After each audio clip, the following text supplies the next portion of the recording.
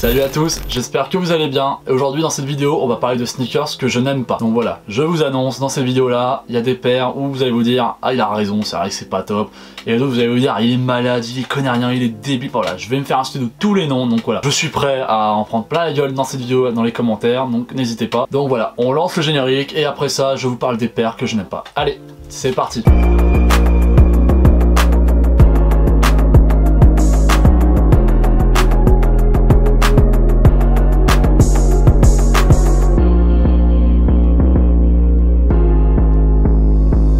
Ok, donc on va commencer cette sélection avec une Jordan et avec une Jordan rétro. Et je pense que c'est une des Jordan rétro les moins appréciées par les fans de sneakers. Donc tout simplement il s'agit de la Jordan 2. Alors la Jordan 2, j'aime pas cette paire mais je crache pas dessus non plus, dans le sens où c'est quand même la paire qui a fait la transition entre la Jordan 1 et la Jordan 3, et ça se ressent je trouve très clairement sur les visuels de la Jordan 2. Tu verras qu'il y a des éléments qui ont permis de créer la Jordan 3 et il y a des éléments qui ont été repris de la Jordan 1. En vrai, rien que pour ça, je respecte un minimum quand même cette paire, mais c'est juste que j'aime pas, je la trouve pas esthétiquement belle. Et je suis persuadé que si j'étais amené d'en avoir une au pied, je kifferais vraiment pas. Je serais pas dingue de ça, enfin voilà, il y a plein de choses qui font que je suis pas très fan. Donc là, pour pouvoir vous dire ce que j'aime pas sur la paire, j'ai pris mon téléphone avec une photo pour que je dise pas de conneries, on va dire, pour pas que je dise j'aime pas ça alors qu'en vrai ça n'y est pas du tout. Bah déjà le premier truc moi qui me frappe c'est la languette, c'est la tongue. Très clairement c'est une languette de Jordan 1 qu'ils ont mis je trouve sur une paire qui a une grosse inspiration, enfin qui a permis une grosse inspiration pour la Jordan 3. Non mais sérieusement, imaginez,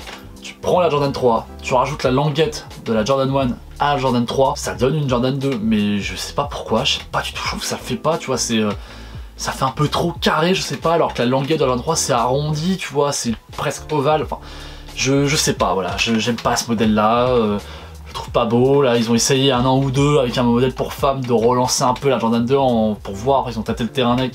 Ça a pas pris du tout, ça a pas marché. Alors après je sais que comme moi à une époque avec la Jordan 3 t'as des gros fans de Jordan 2 et je sais qu'il y en a qui regardent ou il y en a qui me suivent sur Instagram qui sont très fans, qui sont des amoureux à la Jordan 2 qui vont se dire mais il raconte n'importe quoi.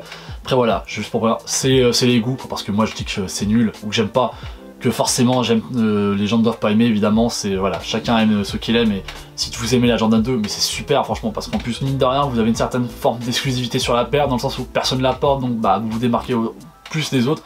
Donc non franchement rien que pour ça c'est super, mais voilà c'est vrai que moi la Jordan 2 je peux pas, j'aime pas du tout. Mais après voilà, comme je l'ai dit, malgré tout je respecte la Jordan 2 dans le sens où s'il n'y avait pas eu de Jordan 2 il n'y aurait pas eu ça derrière et moi, mine de rien, encore une fois, je me répète, hein, mais la Jordan 3, c'est ma Jordan préférée. Alors ensuite, on va partir chez Adidas et on va parler d'un modèle qui était très à la mode il y a 5-6 ans de ça. Enfin, moi, je sais que quand j'ai vraiment commencé à m'intéresser aux sneakers, ces paires-là, c'était un peu les paires à la mode. Enfin, c'était surtout les paires que tout le monde portait. Voilà, c'était les paires que tu pouvais acheter n'importe où en boutique. Tu pouvais la trouver chez Courir, Foot Locker, voilà, toutes ces enseignes-là. Il s'agit de la Adidas NMD R1. Alors, pour ceux qui se demandent NMD ce que ça veut dire, enfin ce que ça voulait dire, NMD c'était l'abréviation pour nomade. Donc, c'était une paire qui était en boost aussi, c'est une paire qui était réputée comme étant confortable puisque c'était un peu l'arrivée ou du moins la démocratisation du boost chez Adidas.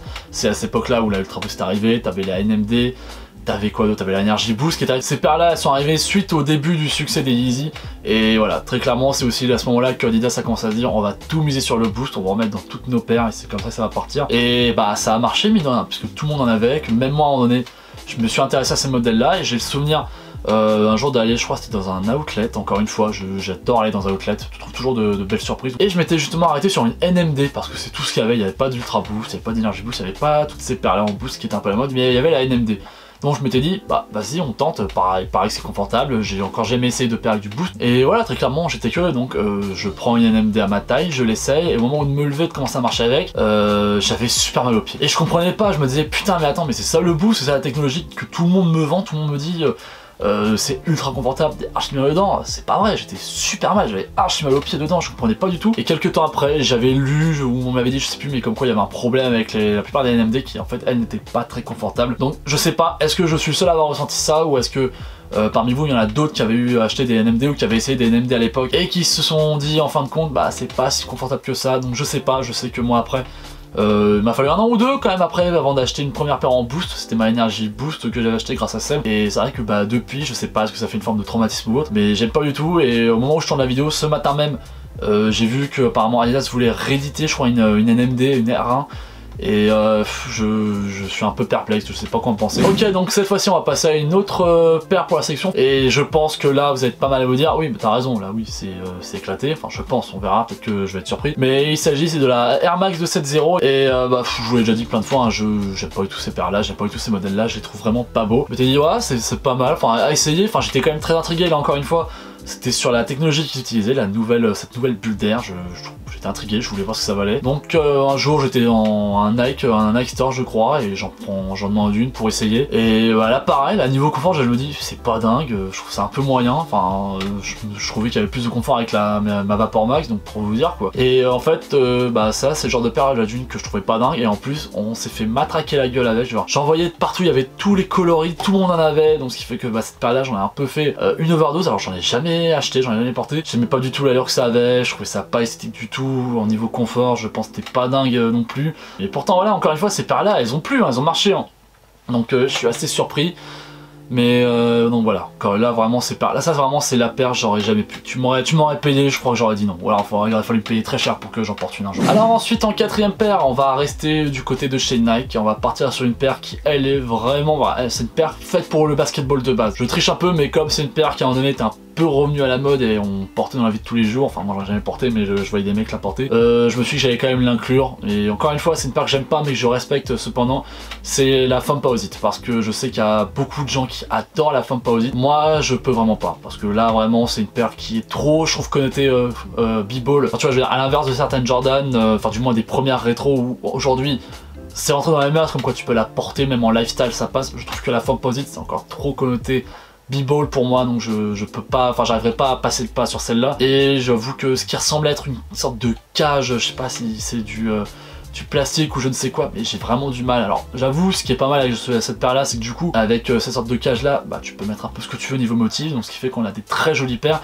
Voilà, j'aime pas, mais je trouve qu'il y a des très jolies paires. La Galaxy par exemple, je trouve incroyable. C'est vrai qu'en display je trouve ça ferait super beau, par contre à porter moi c'est pas possible, je pourrais pas porter ça. Et moi les paires je les achète pas pour les mettre en display ou pour faire joli, je les achète pour les porter. Donc voilà, je vois pas l'intérêt de porter une Foamposite moi pour le coup. Ok, pour finir là je pense que je vais déchaîner les passions, enfin je vais me faire incendier dans les commentaires mais bon c'est pas grave. Là je pense qu'on va parler de peut-être d'une des paires que j'aime le moins, et voilà là encore il y a plein de choses qui font que j'aime pas, donc je vais vous les énumérer de toute façon. Donc la dernière paire de cette vidéo, c'est la Yeezy 350. Donc bien évidemment, avant de me faire insulter, je vais vous demander quand même d'attendre que j'explique, que je dise pourquoi j'aime pas cette paire là. Pour commencer, qu'est-ce que j'aime pas avec cette paire là? Déjà d'une, c'est la semelle que j'aime pas. Alors je parle pas de la technologie Boost hein, évidemment, parce que sinon je porterais pas d'Yeezy tout court, mais bien évidemment comme vous savez j'ai des Yeezy dans ma collection. Mais j'aime pas cette semelle qui je trouve fait trop aplati, qui fait que la paire s'écrase un peu. Alors pour un petit pied je trouve que c'est assez esthétique, je trouve que ça passe bien. Pour un grand pied comme moi je trouve que ça fait très vite chaussure de clown, donc j'aime pas du tout cette paire là déjà pour ce point là. Ce que j'aime pas aussi, c'est assez paradoxal ce que je vais dire parce que ça peut s'appliquer à certaines paires que j'ai dans ma collection, mais je trouve qu'en 5-6 ans on a vu beaucoup trop de modèles de chez Yeezy 350 arriver. Il y a trop de coloris, enfin moi je confonds certains coloris pour vous dire, enfin je veux dire, tu vas me dire par exemple, je sais pas moi, la Cinder, moi je vais en voir une et en fait quand je vais voir la photo de la Cinder, je vais me dire ah bah non en fait c'est pas du tout ça, la Cinder c'est une autre. Enfin voilà, il y a tellement de coloris, puis il y en a tellement qui se ressemblent qu'on s'y mélange. Et un peu comme pour la 270 et la 720, bah moi je trouve que ces paires là on les a trop vues au pied de tout le monde, et puis on continue à les voir au pied de tout le monde, hein. C'est quand même incroyable, c'est que la 350 V2 elle est arrivée il y a quoi 3-4 ans de ça maintenant sur le marché de la sneakers. Elle perd pas en cote, hein, ça continue à faire sold out partout. Alors les cotes sont maintenant beaucoup plus basses, hein, c'est plus facile aujourd'hui d'acheter une Yeezy même au resell. Mais voilà, les gens continuent à se jeter dessus, ça continue à faire sold out, ça continue à partir d'un coup, je trouve ça incroyable franchement. Comment ça se fait quand 4 ans plus tard, c'est toujours aussi populaire? Je comprends pas. Après voilà, encore une fois, les fans de Yeezy, et alors là je sais pertinemment que vous serez là et que vous allez réagir dans les commentaires, et dites-moi ce qui fait que vous aimez la 350, j'aimerais bien comprendre moi honnêtement, je veux bien comprendre tout ça. Et en dernier argument que je pourrais sortir pour vous dire que j'aime pas la 350, bah comme vous savez aujourd'hui, moi les pantalons je les porte larges, et bah je pense que vous vous doutez qu'un pantalon large sur une 350, sur une paire aplatie comme ça, c'est pas très beau. Donc voilà, il n'y a pas vraiment de relief avec cette paire là, donc c'est pas très intéressant je trouve, donc voilà. tout ça fait que j'aime pas la paire. Et voilà, donc c'est la fin de cette vidéo. Donc comme d'habitude, j'espère que ça vous a plu, même si je pense que là je vais me faire défoncer dans les commentaires, mais bon, c'est pas grave. Donc évidemment, on parlait de commentaires, donc je vous invite à commenter, à liker et également à partager la vidéo pour donner de la force à la chaîne. Et encore une fois, je vous invite à vous abonner à la chaîne YouTube et évidemment à me suivre sur mon Instagram, donc Just Match It. On se donne rendez-vous demain. Demain on est samedi, donc la vidéo sortira à 10 h. Allez,